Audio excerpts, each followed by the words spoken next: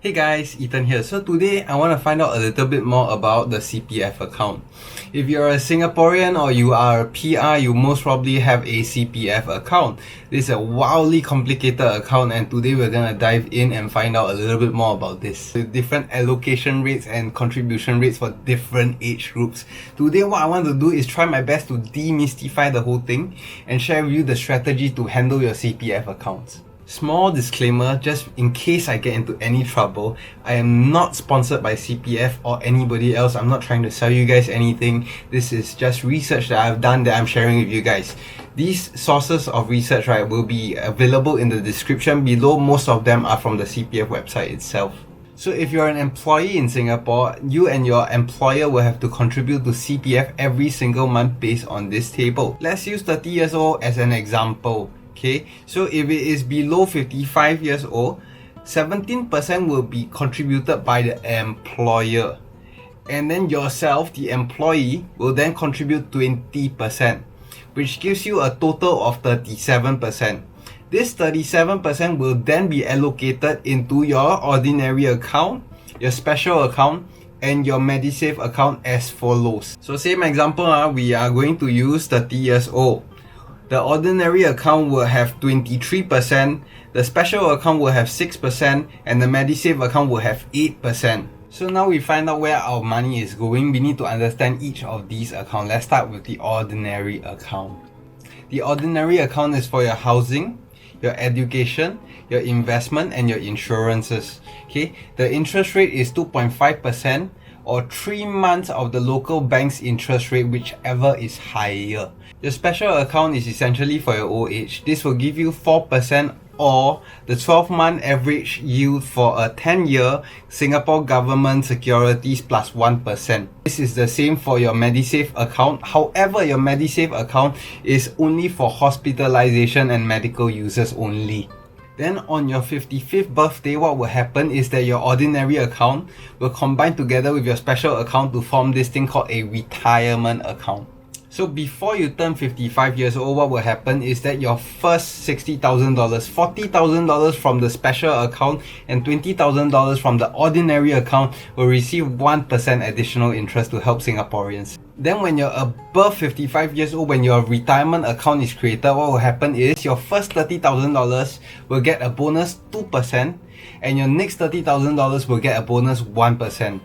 According to the allocation table, the majority of us will have most of our money inside the ordinary account, correct? So the good thing is that we can transfer from the ordinary account to the special account. However, you need to take note that when you transfer over to your special account, this transfer is irreversible. You will not be able to transfer back from your special account to your ordinary account, which means you cannot use this money for your housing purposes anymore. Now that we got the 60k down, let's try to live beyond that. For your CPF investment schemes, right, you will be able to use your ordinary account if your ordinary account has more than $20,000. You will be able to use your special account if your special account has more than $40,000. I feel that the 4% floor rate is actually quite sexy. You think about it, you are guaranteed this 4%. I do not have that kind of prowess to say that I can guarantee at least 4%. However, right, 2.5% is not as sexy, and let's play with that a little bit. The reason why I want to use your ordinary account rather than your special account is because when you invest your ordinary account, you can put it back into your ordinary account and then use that to buy a property or whatever you may choose later lah. So what we want to do is move the funds from the ordinary account, anything above $20,000, into the CPF investment scheme. When you move money over to the CPF investment scheme, this is when money is leaving the OA account, which means you do not get your 2.5%, correct? However, unlike using it for your property, you do not have to pay accrued interest on the amount that you move to your investment account.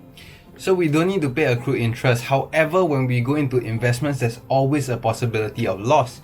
According to CPF, if we were to lose money, touch wood, we won't need to make good of our loss. We won't need to top up money into the CPF, which gives us a little bit of solace lah. But that said, we will still lose money, and we do not want to lose money. According to Warren Buffett, rule number 1 of investment is do not lose money.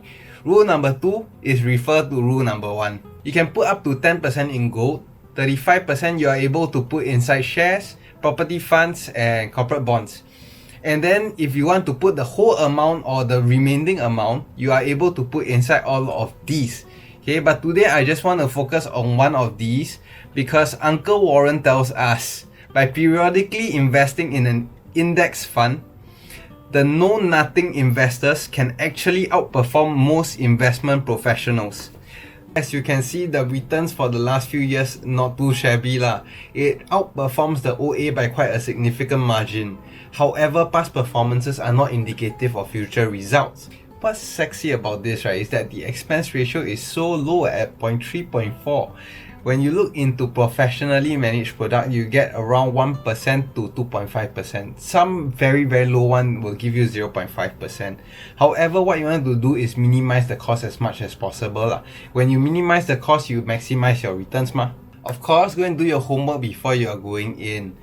If you are not willing to take this risk, or you have not done your homework, or you don't know what you're doing, then don't do it. Go and spend some time, because you work so hard for your money, make sure your money work as hard for you lah. The alternative is that you can always leave it inside your ordinary account, take that 2.5%, or you can move it over to a special account and take that 4% if you don't need that money. So did I manage to demystify CPF? If I did, let me know below. If there is anything that you are not sure about, let me know in the comments below just as well. I will be there and I will try to answer as many questions as I can. And once again, we've come to the end of yet another video. If you've learned something today, like, share and subscribe, and as always, I'll see you guys in the next one.